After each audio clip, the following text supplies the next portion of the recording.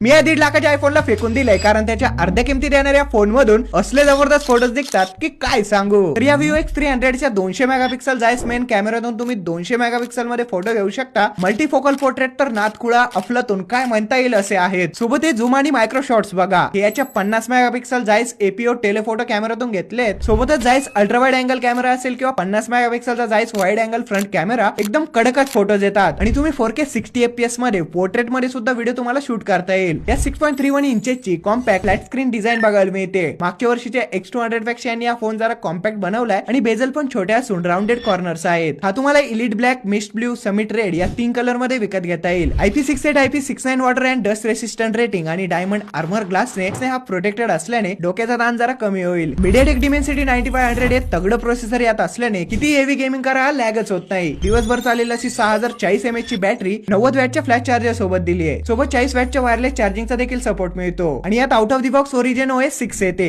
ज्यामुळे तुम्हाला एक नवीन एक्सपिरियन्स मिळेल ज्यात AI लँडस्केप मास्टर सारखे भरभरून AI फीचर्स दिले आहेत। विवोने या फोन मध्ये काहीच कसर सोडली नाहीये। तर या कॅमेरा किंग Vivo X300 तुम्हाला 10 डिसेंबर पासून विकत घेता येईल। याची किमती आणि डिटेल्स मी तुम्हाला कॅप्शन मध्ये सांगतो, तोपर्यंत तुम्ही एक लाईक करून हा व्हिडिओ तुमच्या कॅमेरा लवर मित्रांना शेअर करा।